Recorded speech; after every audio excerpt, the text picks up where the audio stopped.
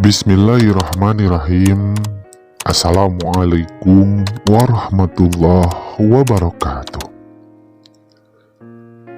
Kelanjutan cerita Ukhti terus mengalir di hadapan saya. Begitu berliku dengan segala dilema juga permasalahan, kesedihan, kesakitan, dan keresahan hati banyak Ukhti alami. Namun, tanpa menyingkirkan sesuatu yang teralur, kebahagiaan yang menyenangkan, indah, dan penuh cerita keceriaan pun tentunya Ukhti alami juga. Dan di video ini, Ukhti pun kembali menceritakan kisah hidupnya melanjutkan apa yang tersimpan di video sebelumnya, di mana setelah semua kebohongan suaminya terbongkar jelas, perselingkuhan dengan pasangan sesama jenisnya ketahuan dengan mata kepala Ukhti sendiri, dan sidang keputusan berdua pun menghasilkan pemberian kesempatan kedua untuk suami Ukhti. Saat itu juga segala derita berubah jadi bahagia. Ya, Ukhti menuturkan, jika setelah janji suaminya untuk tidak mengecewakannya lagi terbukti sudah. Selama kurun waktu 1 tahunan lebih, tidak ada lagi drama kecurigaan ataupun prasangka buruk. Seakan semuanya sudah kembali ke jalur yang seharusnya. Suaminya terus berusaha membuktikan segala janji, dan Ukhti terus membuka hati untuk kembali mempercayai semua yang suaminya ingin perbaiki. Sampai waktunya sang buah hati pertama makin dewasa dan menginjak masuk sekolah SMA. Ditambah lagi, anugerah Tuhan pun bertambah dengan adanya anggota baru di keluarga Ukhti yang tercantum dalam 2 garis biru pada alat kehamilan. Makin yakinlah Ukhti akan suaminya yang sudah berubah. Tidak ada lagi pertanyaan yang dulu menyiksa. Tidak ada keraguan, juga ketakutan kalau suaminya lebih mencintai lelaki daripada dirinya. Dalam hati Ukhti tertanam benih positif. Jika apa yang dilakukan suaminya ketika berselingkuh dengan lelaki adalah kekeliruan dan kehilapan manusia semata, bukan karena orientasinya yang menyimpang, dan Ukhti yakin suaminya normal-normal saja. Begitulah Ukhti bercerita depan saya. Sampai pada akhirnya, ketika anak bungsu yang berada dalam kandungan Ukhti sudah hampir 7 bulan, badai kembali memporak-porandakan keindahan. Awan biru di langit keluarga tercinta Ukhti berubah menjadi kelam oleh keegoisan. Pelangi yang melengkungkan warna-warni indah dalam keseharian keluarga Ukhti berubah mencekam oleh karena pengkhianatan. Ya, saat di pelataran masjid itulah Ukhti dan saya ngobrol. Ukhti benar-benar dalam keadaan yang penat dan berat. Bahkan katanya tinggal menunggu waktu detik-detik kehancuran pernikahannya. Oleh karena kebuntuan pikiran entah harus bagaimana lagi memperbaiki segalanya. Saya melihat Ukhti dengan seksama, di mana Ukhti menangis kembali dengan pedihnya. Tapi Ukhti tetap bicara untuk melanjutkan ceritanya. Awal kehancuran ini katanya dari hal sepele. Ketika kehamilan Ukhti yang disambut bahagia oleh sang suami, tentunya mertua, juga anak pertamanya yang begitu sukacita akan memiliki adik. Nah, pada awal-awal bulan, suami Ukhti selalu menemani, memeriksa kesehatan, dan apapun yang Ukhti mau selalu dituruti. Berbanding terbalik ketika saat anak pertamanya dulu, yang tidak pernah dihiraukan. Dan Di tengah kebahagiaan itu, suaminya sering sekali mengungkapkan keinginannya bahwa anak keduanya ini semoga aja laki-laki. Katanya, biar lengkap kebahagiaan keluarga. Dan Uhti menyikapi dengan bahagia juga, tanpa ada perasaan apapun. Lalu, ketika saatnya check up lagi ke dokter, di mana saat itu sekitar 5 bulan kandungan, dilakukanlah USG untuk mengetahui jenis kelamin anak mereka. Dan yang terlihat adalah ternyata katanya jabang bayi berjenis kelamin wanita lagi. Dari sanalah terlihat reaksi suami Uhti seakan kecewa, tetapi masih biasa-biasa saja. Lalu setelahnya pun seperti tidak ada yang mencurigakan. Setelah kehamilan makin besar, Uhti tak lagi bisa mengikuti suaminya untuk pergi keluar kota, oleh karena dikhawatirkan akan kehamilannya itu. Tetapi katanya suaminya tetap menelepon dan mengabari selayaknya kebiasaan. Cuma memang dari tiap obrolan yang menjurus kepada sang bayi, suami Uhti terkesan berbeda. Seperti halnya ketika Uhti menanyakan di mana ya nanti rumah sakit untuk melahirkan, jawaban suaminya hanya terserah Uhti saja. Terus ketika Uhti meminta untuk membelikan segala kebutuhan anak bayi, jawaban suami Uhti, pasrahkan saja ke mama. Begitulah jawabannya. Dari hal itu, Uhti masih belum berpikir apa-apa. Ya, mungkin suaminya memang sibuk dan capek juga. Pokoknya kata Uhti, asalkan tetap ada komunikasi, itu sudah bisa membuat Uhti tenang. Lama-kelamaan, mulai suaminya kembali tak pulang lama. Biasanya keluar kota cuma 3 hari, langsung pulang dan tidur di rumah. Kali ini, beralasan kalau pekerjaannya makin banyak sehingga sampai 1 atau 2 minggu suaminya tidak pulang. Ditambah lagi dengan mulai sulit berkomunikasi. Ketika ditelepon sering gak diangkat. Paling nanti ketika dia telepon balik, dia beralasan dengan mengatakan kalau tidak lagi rapat dan banyak klien. Begitulah alasannya. Hari-hari lain, perubahan pun semakin terlihat. Kabar hanya lewat SMS, dan itu pun jarang ngobrol. Hanya sebatas kabar lagi di mana, sudah makan belum, lalu apa sedang dikerjakan, itu saja. Ketika waktunya pulang, seringkali tidak banyak yang dibahas, selain pekerjaan yang mulai katanya pailit dan harus meningkatkan kinerja lebih banyak. Ketika Uhti bertanya soal urusan kelahiran, suami Uhti terkesan acuh tak acuh. Bahkan sempat bergumam, coba kalau anak kita laki-laki, kayaknya aku akan semangat sekali menyambutnya. Begitulah kekisruhan keluarga Uhti dimulai.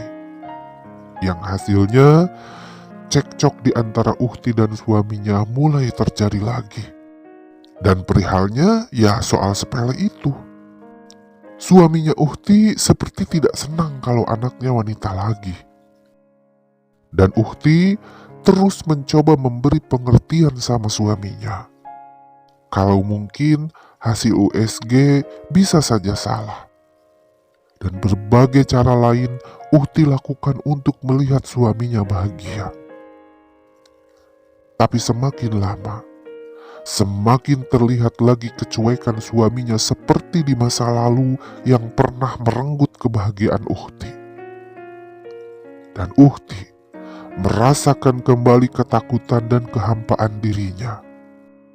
Tapi yang dipermasalahkan Uhti bukanlah soal kemungkinan perselingkuhan seperti dulu. Malah katanya Uhti saat itu seakan menyalahkan dirinya kalau beliau terlalu banyak meminta sama suaminya atau terlalu mengekang suaminya. Untuk itu, Uhti mencoba menyadari dan memberi kelonggaran. Tidak mau ribet bertanya dan berdebat. Apapun yang suaminya lakukan, Uhti seakan memberi kesempatan agar bisa suaminya merasa tidak tertekan. Begitulah pikiran Uhti. Namun, hasil dari pemikiran baik Uhti itu ternyata sebuah pengkhianatan yang sungguh menyakitkan, katanya. Di mana saat itu, Uhti menceritakan bagian ini sepertinya tak kuasa lagi. Dengan kesedihannya, kemarahannya, dan kekecewaannya yang tertumpah lewat tangisan, Uhti bertutur sambil sesegukan di depan saya. Jika ternyata suaminya tanpa disangka kembali kepada kebiasaan lamanya, yaitu berhubungan lagi sama laki-laki yang dulu pernah menghancurkan hati Uhti. Ternyata selama suaminya bersama Uhti, hubungan mereka tidaklah terputus. Mereka terus intens berkabar juga dan pintar-pintar mengatur waktu agar bisa terus bareng. Dan kenyataan itu Uhti dapatkan langsung dari suaminya ketika pada satu saat kejadian besar terjadi. Saat Uhti meminta ingin ditemani ketika lahiran, suaminya malah tidak mau dan pergi entah kemana. Dihubungi tidak bisa, dicari ke berbagai tempat pun tidak ditemukan. Mencari info ke kantor juga teman kerjanya, semua tidak ada yang tahu. Sampai saat anak bungsunya terlahir seminggu lebih, barulah suaminya pulang dan dengan entengnya mengatakan kalau dia sedang mencari kesunyian untuk melepaskan kepenatan.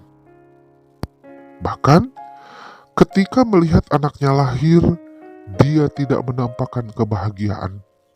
Apalagi fakta yang ternyata benar, anak bungsu Uhti ini perempuan. Semakin tidak pedulilah suami Uhti. Terjadilah pertengkaran besar saat itu. Uhti yang meminta kejelasan dan kebenaran dengan perasaan dongkol yang tidak tertahankan lagi melawan suaminya yang sepertinya sudah tidak segan lagi untuk menutupi semua perilakunya selama ini. Dengan kemarahan yang meledak di hadapan Uhti, suaminya mengatakan kalau dia tidak mencintai Uhti sama sekali. Dan seperti cerita di atas pun, dibuka di hadapan Uhti yang sangat kaget bukan kepala. Suaminya mengakui segalanya dengan wajah tanpa dosa. Begitulah adanya, kata Uhti.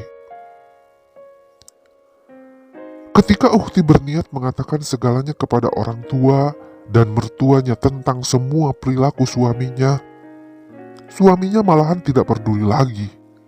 Bahkan terkesan menantang. Kalau semuanya ini dibuka oleh Uhti, pasti akan lebih hancur.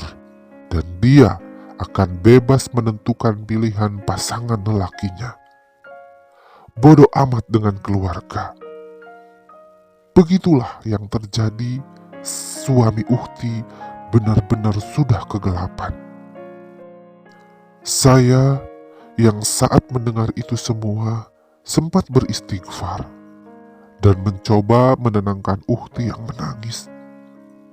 Terasa pedih sekali sepertinya.